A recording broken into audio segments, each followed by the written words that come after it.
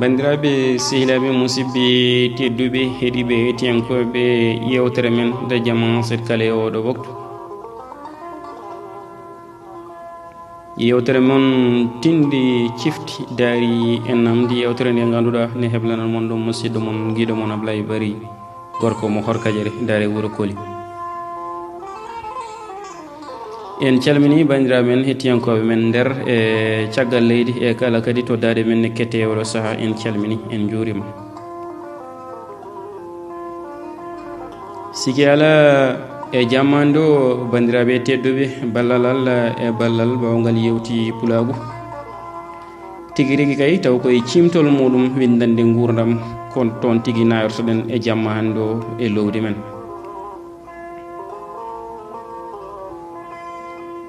mbiɗen meeɗino wadde e nder gotiri e leyɗele e nder goto e yontaji debbo goto meeɗino nehde rawandu ndu jaabi e makko jaabugol ha ganduɗa ko ɗon tan wawi hadde. ñallino jirɗo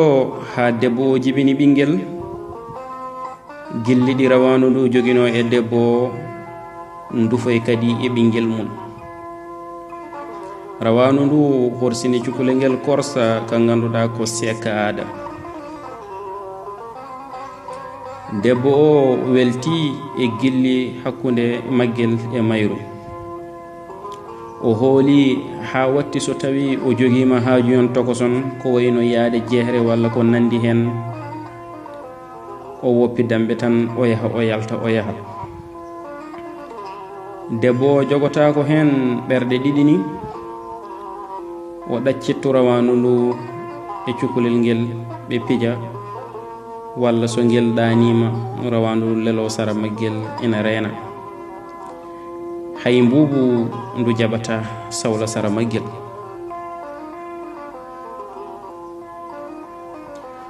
ko noon ɓe goori ha goto e ñalawmaji e hoddiroji Allah ñande ɗum bonata nde debbo o ñanti boboyel mum ɗacci sehilaɓe ɗiɗo ina pija yalti sodoyde won e gueɗon. nde o arti kanko debbo o wudditi damal ngal rawandu ndu dogi fayi e makko ngam jaɓɓademo hunuko mum ina wojji coye ƴiƴam. ɗon tan ɓernde debbo o wi raw guida miiji ya taw rawandu ndu yoɓake balkon ɓiyum. debbo o naati jiilaw o fotta ga e kawasel ga o fotta e laafayel ga o fotta e paɗel o yiili haw tampi o yitani tigguyel makko ɓernde makko addanimo ko rawandu ndu wari ɓiyiko.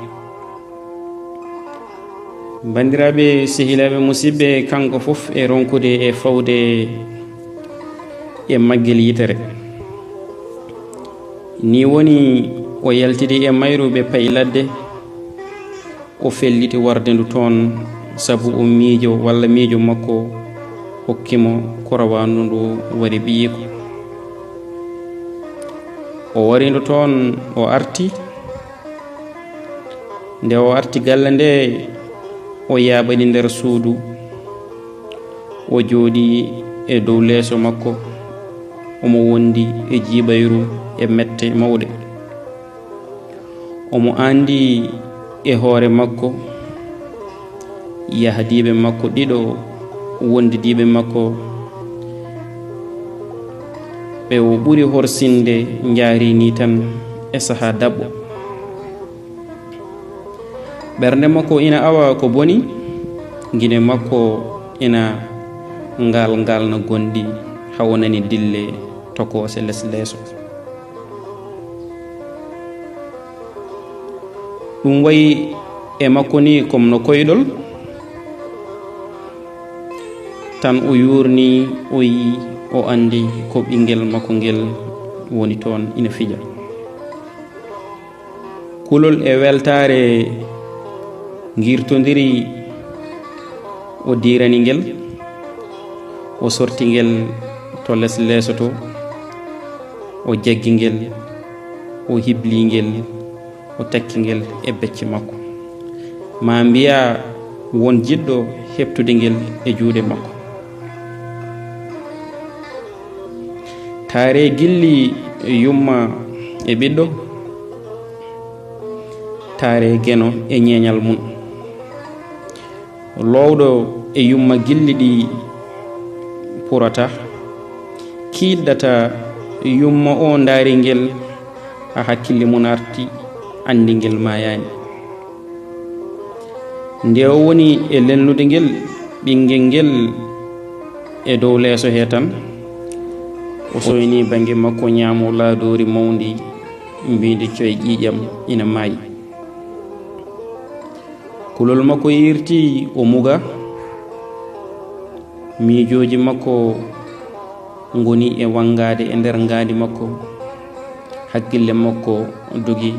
e dawgel makko moƴƴel ɗoftingel ngel o andi tigi wona ngel ko ndiɗo laadori maydi tigi yinno yobade balkon ɓiyiko kono rawandu makko ndu sali haɓa ha heeɓi polgu e dow mayri ɓernde makko hooti e rawandu makko faabindu ɓiyiko ndu o wardi ndu wardi keñe e ŋañalde bandiraɓe musidɓe sehilaɓe holno foti laaɓi ñawruɗen ñawgu musgo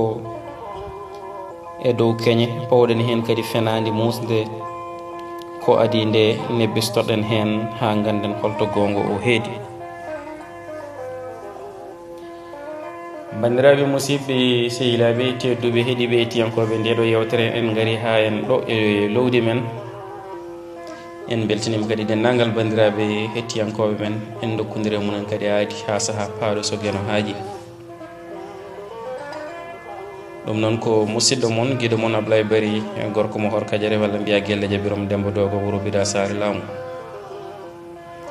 ha saaha paaɗo so gueno haaji haza assalamu aleykum wa rahmatullahi taala wa barakatuh